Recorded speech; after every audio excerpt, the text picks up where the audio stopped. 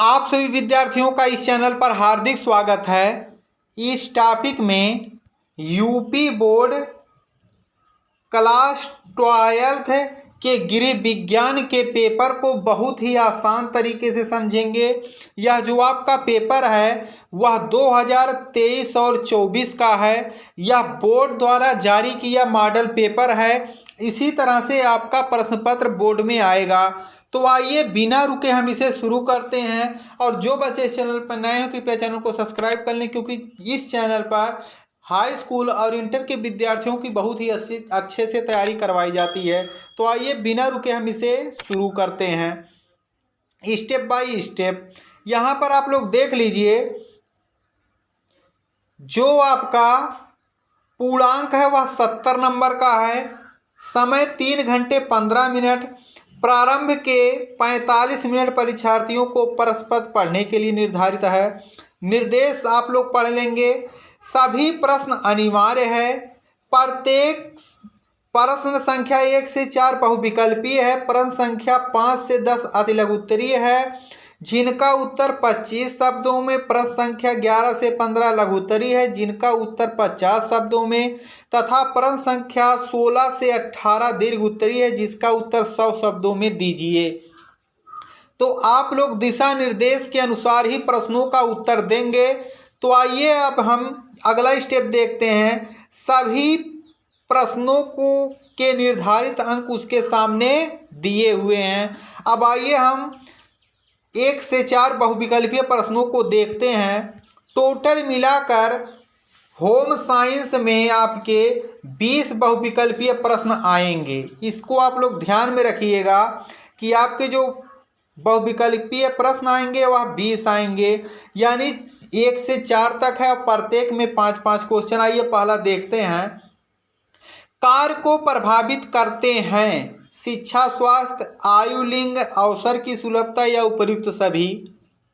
तो पहले प्रश्न का उत्तर होगा उपर्युक्त सभी। अगला है मधुमेह में वर्जित है प्रोटीन, वसा व विटामिन, कार्बोहाइड्रेट या खनिज लवण। तो मधुमेह में जो आपको वर्जित है वह है आपका खनिज लवण। अगला है पोषण का निर्धारण करते हैं। पोषण का निर्धारण करते हैं आयु से, शारीरिक अवस्था से, रोजगार से या सभी से।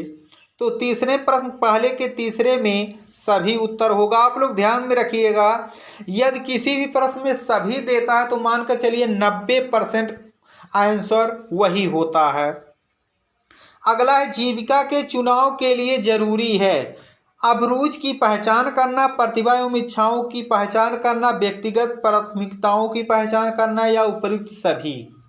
इसमें भी आप लोग देखिए उपर्युक्त सभी दिया है, तो आपका जो उत्तर होगा वह उपर्युक्त सभी होगा। अगला है बच्चे की गतिविधियां एवं अनुभव बढ़ने की उम्र है। कब जो बच्चा है वह अनुभव शुरू कर देता और गतिविधियां करने लगता। 3 वर्ष, 5 वर्ष, 10 वर्ष या 12 वर्ष। तो इसका उत्तर होगा 5 वर्ष। अगला जो आपका प्रश्न है दूसरा, उसमें पहला है नैदानिक पोषण का संबंध है छोटे बच्चों से, वृद्धों के पोषण से, बीमार व्यक्तियों के पोषण से या किसी से नहीं। नैदानिक पोषण का संबंध, तो जो नैदानिक पोषण का संबंध है वह है छोटे बच्चों से। अगला प्रश्न है उद्यमियों के लक्षण नहीं हैं कड़ी मेहनत करना, केवल लाभ देखना, प्रबंधन कौशल या जोखिम उठाने का साहस। तो उद्यमियों के लक्षण नहीं हैं, तो आपका इसका जो उत्तर होगा वह होगा कड़ी मेहनत करना। अगला है भारत में वरिष्ठ नागरिक की आयु है 60 वर्ष या अधिक, 55 वर्ष से अधिक, 60 वर्ष से अधिक या 45 वर्ष से अधिक।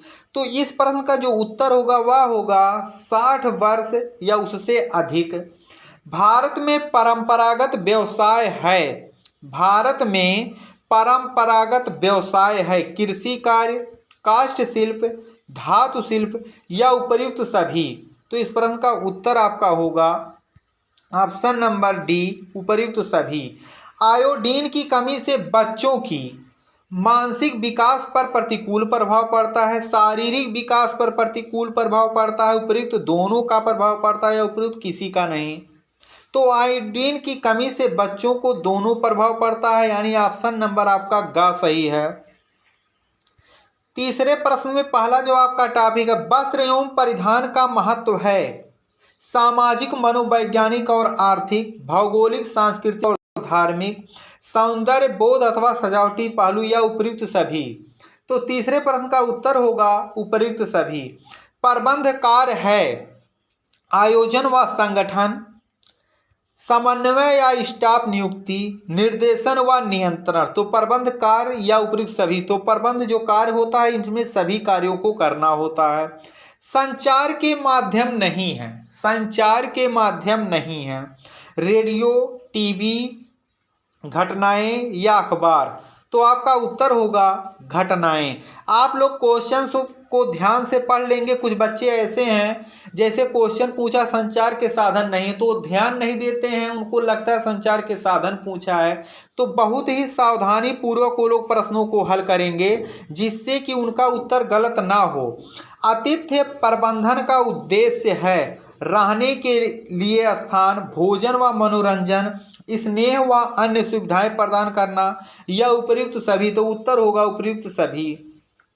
संप्रेषण गति देती है विचार को, तथ्य एवं सम्मति को, उपयुक्त दोनों को या किसी को नहीं। तो उत्तर होगा उपयुक्त दोनों को।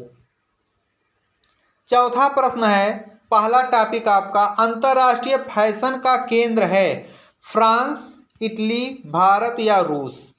तो अंतर्राष्ट्रीय फैशन का जो केंद्र है वह आपका है इटली। वस्तु की खरीदारी करते समय उपभोक्ताओं की अपेक्षाएं होती हैं उचित कीमत एवं सही वजन, गुणवत्तापूर्ण उत्पादन एवं प्रामाणिकता, बिक्री एवं प्रोत्साहन में नैतिकता, उपयुक्त सभी। तो इस प्रश्न का उत्तर होगा उपयुक्त सभी। अगला आपका प्रश्न है, संचार से लाभ है ग्रामीण विकास हेतु, अनौपचारिक शिक्षा हेतु, विभिन्न योजनाओं के व्यापक प्रसार हेतु या उपयुक्त सभी। तो संचार से जो लाभ है यह सभी है, उपभोक्ताओं की समस्याओं में शामिल नहीं है। अधिक कीमत, जानकारी का अभाव, उपयुक्त समुचित जानकारी या मिलावट, उपभोक्ताओं की समस्याओं में शामिल नहीं है। तो उत्तर होगा उपयुक्त समुचित जानकारी। संप्रेषण गतिविधियों के दो प्रमुख क्षेत्र हैं टीवी, रेडियो सुनना, अखबार छापना, संदेश बनाना एवं संदेश प्रेषित करना या उपयुक्त में से कोई नहीं। तो संप्रेषण गतिविधियों के जो दो प्रमुख उद्देश्य हैं वे हैं संदेश बनाना और संदेश प्रेषित करना। अगला जो आपका प्रश्न है, यहाँ पर आप लोग देख लीजिए, जो अति लघुत्तरीय प्रश्न है वह कुल आपके 12 प्रश्न आएंगे। यहाँ देख लीजिए आप लोग, टोटल 12 प्रश्न। 5 का है अतिथि चक्र की अवस्थाएं बताइए। खा है मिलावट से आप क्या समझती हैं। 6वें का है रंग के वर्णक्रम क्या हैं। इसको आप लोग कॉपी या अपने जो बुक आपका चलता है उसमें देख लीजिए या गाइड में देख लीजिए। धुलाई के उपकरणों के बारे में आप क्या जानती हैं। 7वां है किशोर किशोरियों को ध्यान देना क्यों आवश्यक है। वृद्धजन के लिए चलाए जा रहे कार्यक्रमों को लिखिए। पोषण किसे कहते हैं। प्रोटीन की कमी से होने वाले बीमारियों को बताइए। यहाँ देख लीजिए इसी के सामने कौन सा क्वेश्चन कितने नंबर का है उसी के सामने दिया हुआ है सभी प्रश्नों को। अब हम अगला देखते हैं जो आपका प्रश्न है। 9वें प्रश्नों को आप लोग देख लीजिए। फैशन व्यापार से आप क्या समझती हैं। डिजाइन के सिद्धांत लिखिए। महिला सशक्तिकरण के क्या उद्देश्य हैं। नए परिवर्तन से आप क्या समझती हैं। सभी प्रश्नों को आप मिला लेंगे। उसके बाद आता है आपका लघुत्तरीय प्रश्न, जिसमें आपके कुल मिला के 5 प्रश्न पूछे जाएंगे, 4-4 नंबर के होंगे। आप इन प्रश्नों को जब करेंगे तभी अच्छा नंबर आप एग्जाम में पाएंगे। कुछ बच्चे ऐसे होते हैं जो प्रश्नों को इधर उधर करके लिखते हैं, तो आप प्रयास कीजिए कि सभी प्रश्नों को सीरियल से लिखें, जिससे कि आप अधिकतम नंबर पा सकें। तो पहला प्रश्न है, बाल श्रम को रोकने के उपाय और सुझाव दीजिए। देख लीजिए 4 नंबर का। नैदानिक पोषण की शिक्षा का क्या उद्देश्य है? जनसंपर्क के 7 सिद्धांत क्या हैं? धुलाई से पूर्व की सावधानियों को समझाइए। युवाओं के लिए किस प्रकार के कार्यक्रम उपयुक्त होते हैं?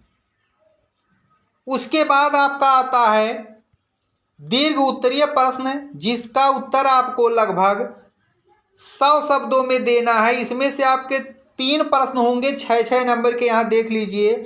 और अथवा करके देगा, यानी दोनों में से एक ही आपको करना है। जनसंपर्क गतिविधियों के प्रमुख क्षेत्र का सविस्तार वर्णन कीजिए। सूचना संचार प्रौद्योगिकी विकास की भावी वाहिका है, विस्तार से समझाइए। इन दोनों में से एक करना है। 17वां देखिए, निम्नलिखित को समझाइए। रोग उत्पन्न करने में आहार की भूमिका, रोगों की रोकथाम में आहार की भूमिका। यानी कि जैसे 17वें में ये दोनों क्वेश्चन 1 और 2 दिया है, इसी के अंतर्गत आते हैं। यदि आप इसको हल करते हैं तो दोनों को हल करना पड़ेगा। अगर इसको नहीं करते हैं आप, तो अथवा इसको कर लीजिए। खाद्य सुरक्षा और गुणवत्ता एक वैश्विक मुद्दा क्यों है? स्पष्ट कीजिए। वेरी इंपॉर्टेंट क्वेश्चन है।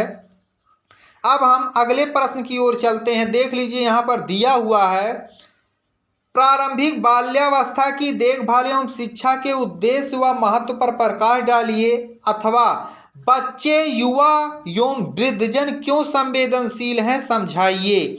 इन सभी प्रश्नों को आप अच्छे से हल कर लीजिए, क्योंकि यह बोर्ड के द्वारा जारी किया गया अधिकतम क्वेश्चन इसी से ही आएंगे। अब कौन सा क्वेश्चन कितने नंबर का है, किस टाइप का है, किस चैप्टर से अधिक क्वेश्चन पूछे गए हैं, उससे आप लोग अच्छे से देख लेंगे, जिससे कि आप अपनी तैयारी अच्छे से कर पाएं। अभी भी जब तक आपका पेपर अच्छा नहीं होता, जब तक आप जानते ही नहीं हैं कि किस तरह का मॉडल पेपर आता है, किस तरह के प्रश्नों को हल करना रहता है। जैसे इसमें यह चीज़ आप लोग देख लीजिए, इस बार से एकदम नया है कि गृह विज्ञान के पेपर में कुल मिला के 20 नंबर आपका बहुविकल्पीय रहेगा। तो यह वेरी इंपॉर्टेंट पेपर है, इसको आप तैयार कर लें और इसके दिशा निर्देशों को अच्छे से पढ़ लें। आप सभी विद्यार्थियों का वीडियो देखने के लिए धन्यवाद।